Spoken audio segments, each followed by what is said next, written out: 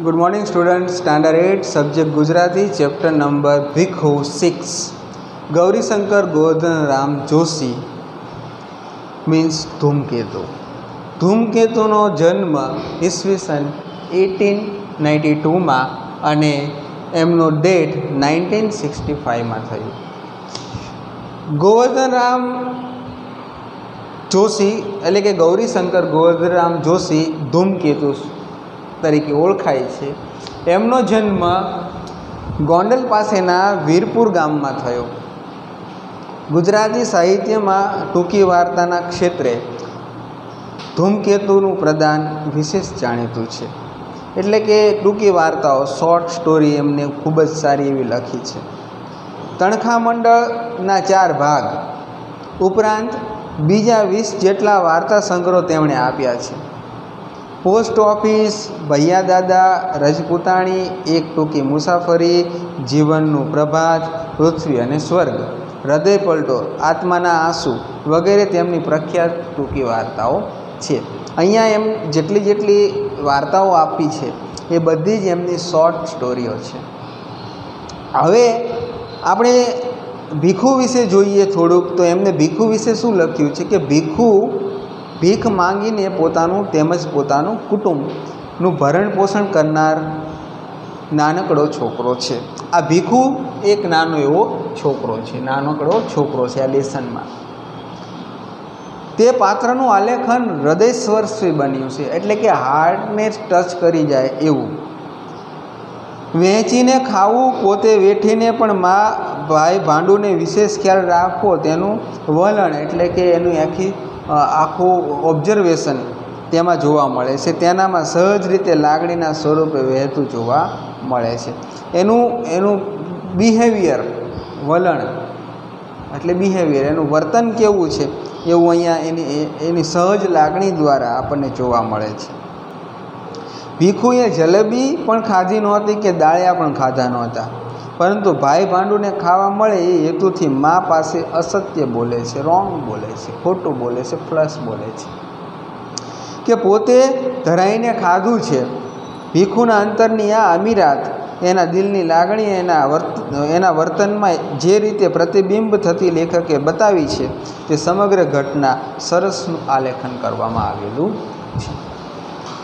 ખૂબ જ સુંદર મજાનો લેસન છે આ, સમજવા લાયક। નાનો એવો છોકરો છે, નામ એનું ભીખુ। આમ તો ભીખ માંગીને પોતાનું ગુજરાન ચલાવનાર ભિખારીનો છોકરો કહીએ। આ લેસન સત્ય હકીકત ઉપર આધારિત છે। જે ધૂમકેતુએ જોયું છે એ ધૂમકેતુએ અહીંયા લખ્યું છે। ગોવર્ધન રામ જોશી, ગૌરીશંકર ગોવર્ધન રામ જોશી। તો સુંદર મજાનું આલેખન કરવામાં આવ્યું છે। આમ તો આપણે બધા જ સ્વાર્થી છીએ, હંમેશા આપણે પોતાનું વિચારતા હોઈએ છીએ કે પહેલાં હું બધું ખાઈ લઉં, મને પહેલાં બધું મળે, બીજા બધાને પછી। આપણા ભાઈઓ હોય, આપણે બહેન હોય કે આપણા આજુબાજુમાં બધા કંઈ કદાચ નાસ્તો લાવ્યા હોય ને આપણે ખાવું હોય તો આપણે પહેલાં એમ કે પહેલાં હું થોડુંક ઝાપટી જાઉં, પહેલાં ખાઈ લઉં, પછી બીજાનો વારો આવે। એટલે આપણું થોડુંક એવું મોસ્ટ ઓફ વિચારતા હોઈએ છીએ। પણ જ્યારે બીજા પ્રત્યેનું જ્યારે વિચારવાનું, પોતાના ભાઈઓ પ્રત્યેનું વિચારવાનું આવે ત્યારે એનું વર્તન ખૂબ જ મહત્ત્વપૂર્ણ ગણાય છે। આ લેસનમાં એક ભિખારી છોકરો જે છે એ પોતાની માતા આગળ ખોટું બોલે છે, જૂઠું બોલે છે કે મેં ખાધું છે।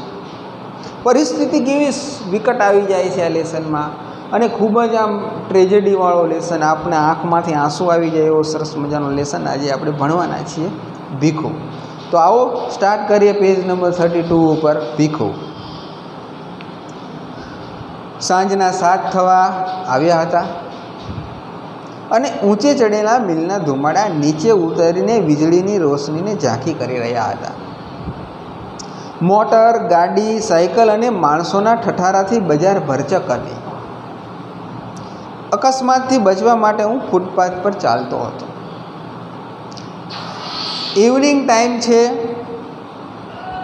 અને આ ઇવનિંગ ટાઈમમાં ઊંચે ચડેલા મિલના ધુમાડા, પહેલાં મિલો ચાલતી, હવે આમ ક્યાંય મિલ જોવા મળતી નથી.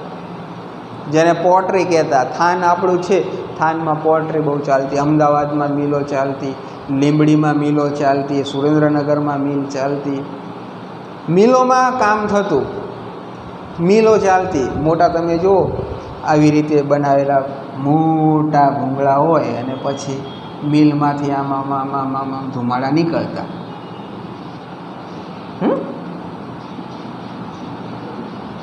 તો એમ કહેવાય છે કે મિલના ધુમાડા ઊંચે ઉતરીને વીજળીની રોશનીને ઝાંખી કરી રહ્યા હતા. વીજળીની રોશનીને એટલે એમ કહેવાય કે લાઇટ, જે બહાર થાંભલાઓ હોય એ થાંભલાઓમાં લાઇટ હોય, એ લાઇટ ઉપર એનો ધુમાડો આવે એટલે રોશની એટલે પ્રકાશને ઝાંખો કરી રહ્યા હતા.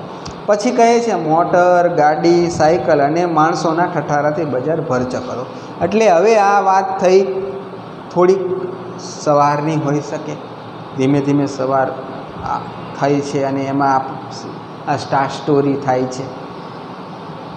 ઠઠારો એટલે શું? એકદમ ભરચક, ભરાઈ જવું. અકસ્માતથી બચવા માટે હું ફૂટપાથ પર ચાલતો હતો. કોઈ એક્સિડન્ટ ના થઈ જાય એટલા માટે એમ કહેવાય હું ફૂટપાથ ઉપર ચાલતો હતો. રસ્તાનો પગે ચાલવાવાળી પગદંડી, ફૂટપાથ. એક કંગાલ પર ઇતની રહેમ કરો, સેન્ટેન્સ છે. એક કંગાલ પર ઇતની રહેમ કરો. કંગાલ એટલે શું? ગરીબ. એક કંગાલ પર ઇતની રહેમ કરો. દર્દથી બોલાયેલા શબ્દોએ પગને આગળ જતા થંભાવ્યા. દર્દ, બહુ દુઃખી થતા આવા શબ્દો કોના? આ લેખકના કાને પડ્યા.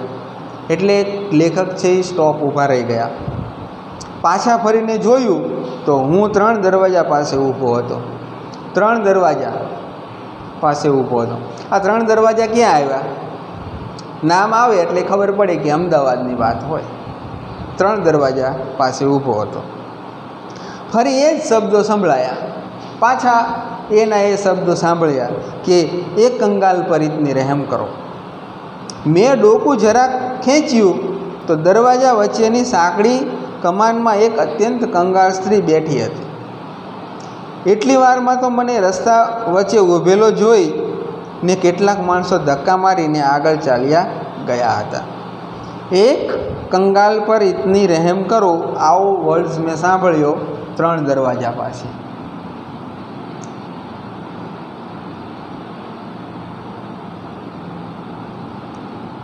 આની મિડલ થઈને ચાલવાનું. મુગલ સલ્તનતની અંદર આવા બનાવેલા દરવાજા હતા.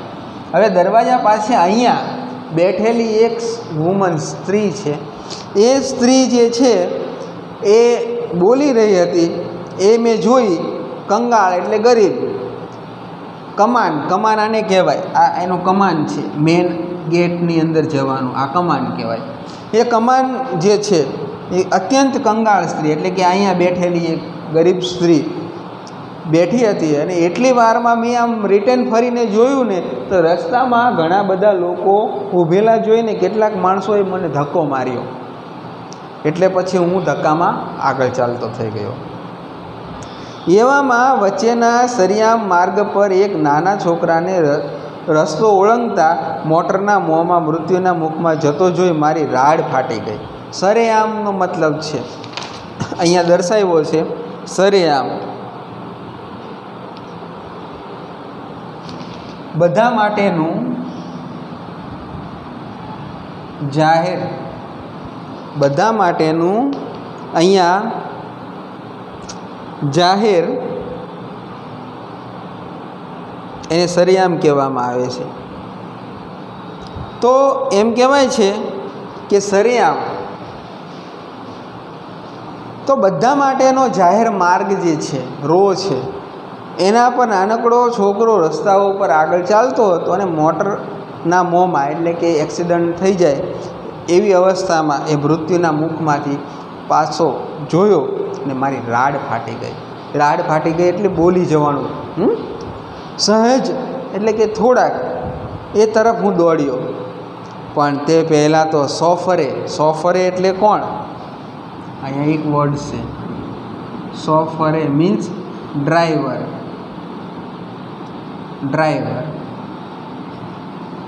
જે ડ્રાઈવર છે એ ડ્રાઈવર મીન્સ સોફરે, જે ગાડી ચલાવે છે એ ડ્રાઈવરે એમ કહેવાય અત્યંત ચાલાકીથી છોકરાને ઉગારી લીધો. ઉગારી લેવો એટલે શું?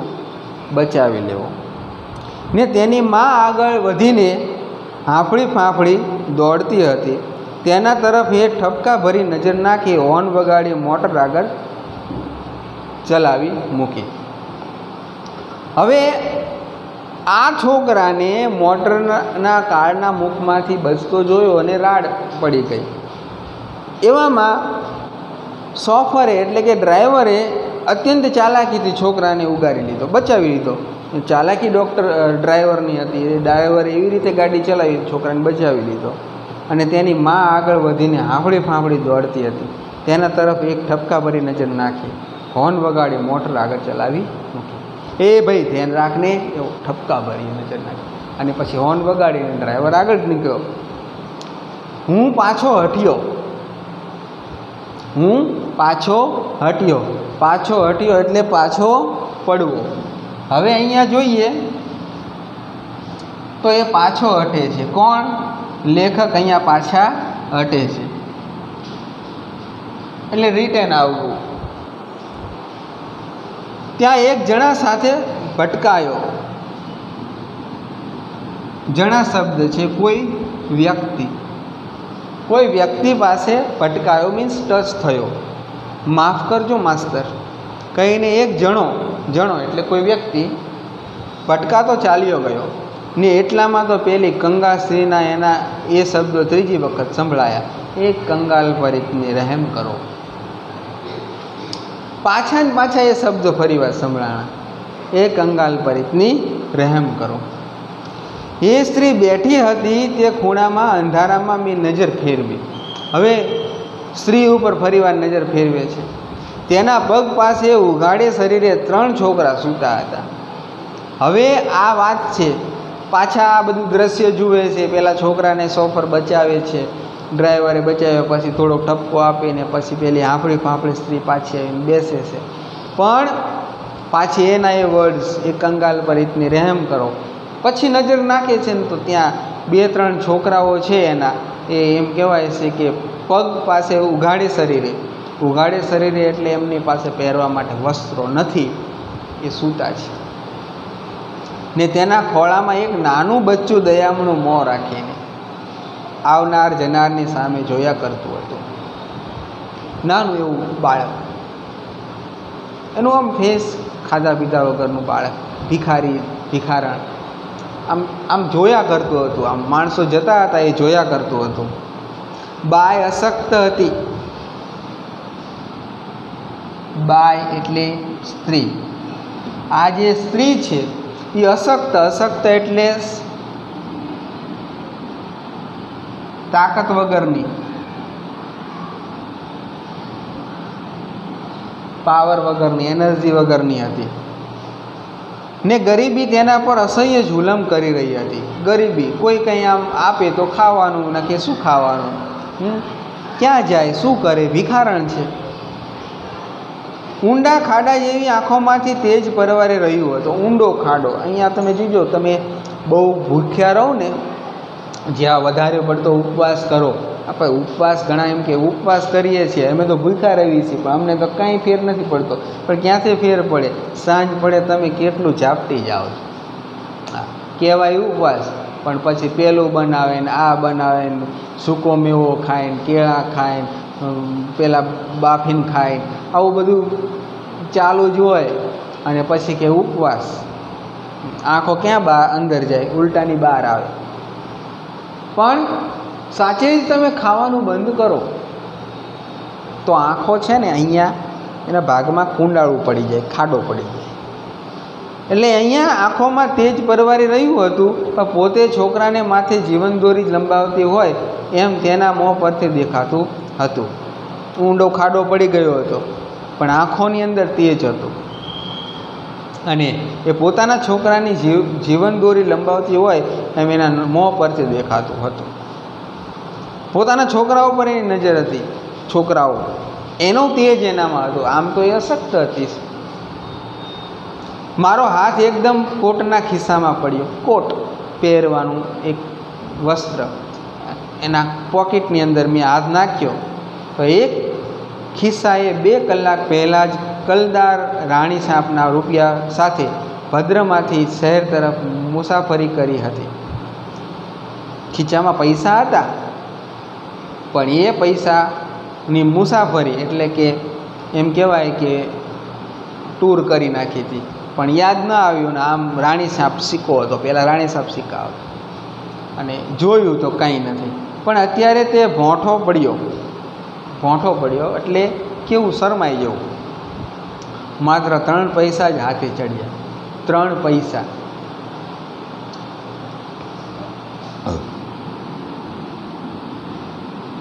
$3 પૈસા, 25 પૈસા. ઓકે, પછી 75 પૈસા એન્ડ 100 પૈસા,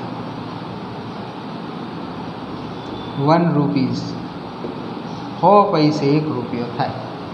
ઓકે, તો આની પાસે તો કેટલા પૈસા? 3 જ પૈસા. 25 પૈસે પેલા પાવલી કહેતા, 75 પૈસે 75 પૈસા અને 50 પૈસે 8 આના કહેતા. એવી રીતે અહીંયા 3 પૈસા જ એની પાસે હતા. હવે 9 આના સિનેમાએ ને રોકડા 6.25 આને હોટલે ઉપાડી લીધા હતા. હવે એની નીચે આના આવે. હવે આનામાં તમને કહું તો 4 આના, 8 આના, 12 આના અને 16 આના. એ આવી જ રીતે હોય. 4 આના એટલે શું? 4 આના એટલે 25 પૈસા,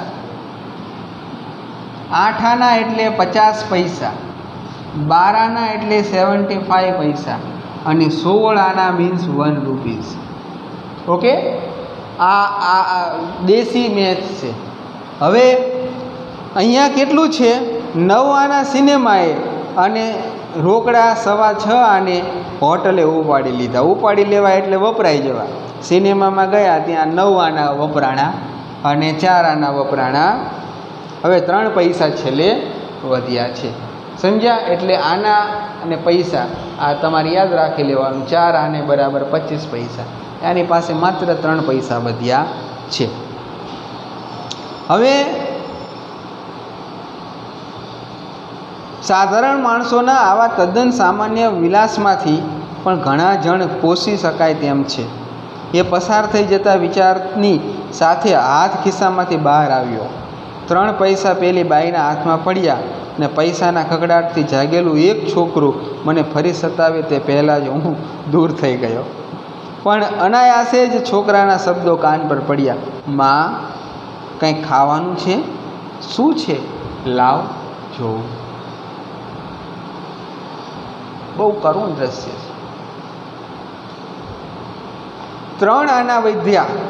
લેખક દયાળુ છે. લેખકે આપી દીધા પેલી બેનને.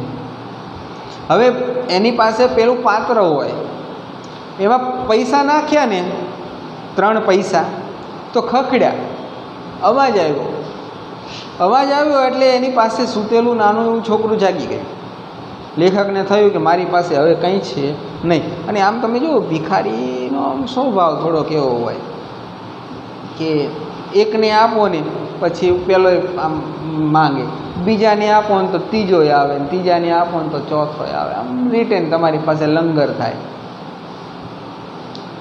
અહીંયા વાત એવી જરાક બની કે ડર લાગ્યો કે બીજો છોકરો જાગશે ને માંગશે ને મારી પાસે કંઈ છે નહીં, શું કરું?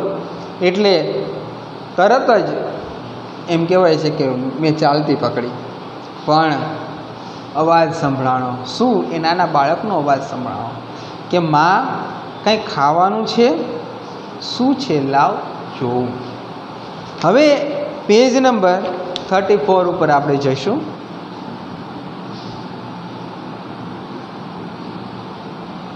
ખાવાનું તો ભાઈ લાવે ત્યારે એની માં જવાબ આપે છે, ખાવાનું તો તમારો બ્રધર ગયો છે લાવે ત્યારે, પણ એ ગયો ક્યાં? ક્યારનો ગયો છે? એના ભાઈઓ પૂછે છે, ક્યાં ગયો, ક્યારનો ગયો છે ખાવાનું લેવા માટે? એ ક્યારે આવે? આપણે તો ભૂખ્યા છીએ. એ આવે ને ભીખ માંગીને લાવે ને ત્યારે ખાઈએ. ક્યારે આવશે માં?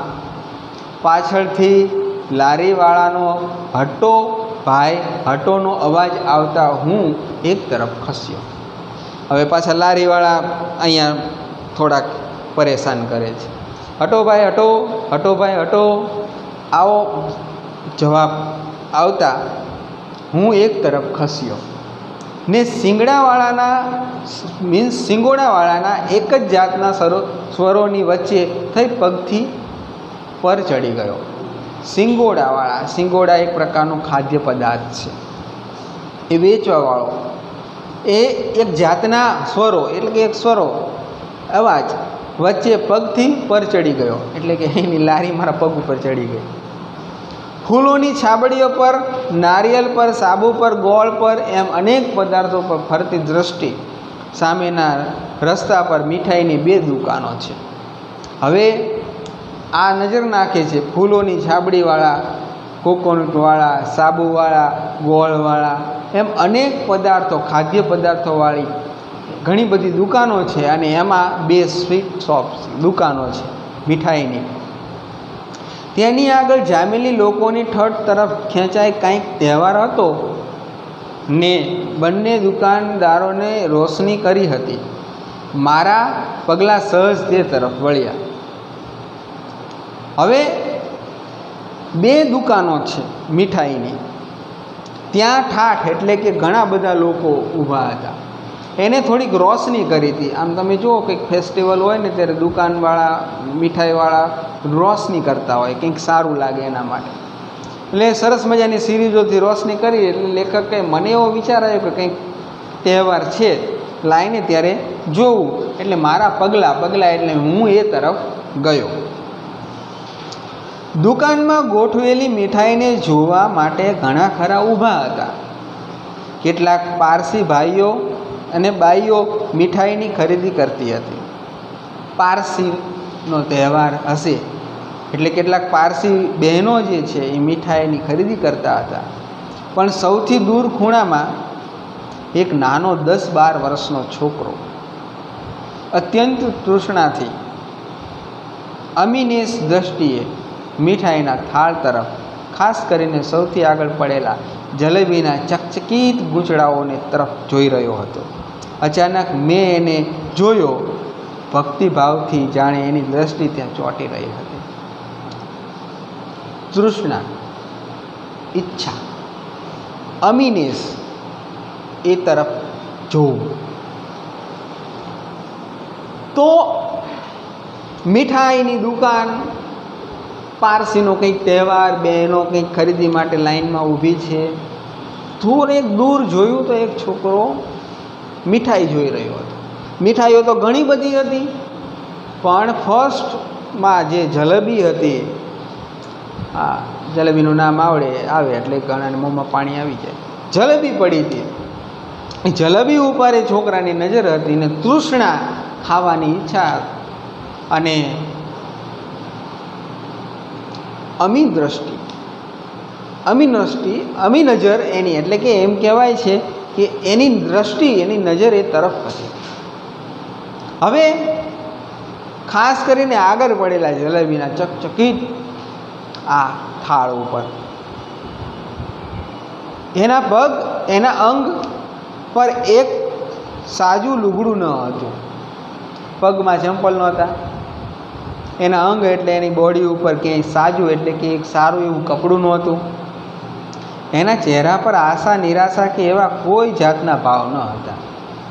આશા અને નિરાશા, મળે તોય શું, ના મળે તોય શું, પેલી તો વાત છે. આપણે તો ભિખારી છીએ. આપે તો કંઈ અને ના આપે તો શું કંઈ એવું બિહેવિયર, એવું વર્તન જ એનું એવું હતું કે ભિખારીનું, કે આપે તો શું, ના આપે તો શું.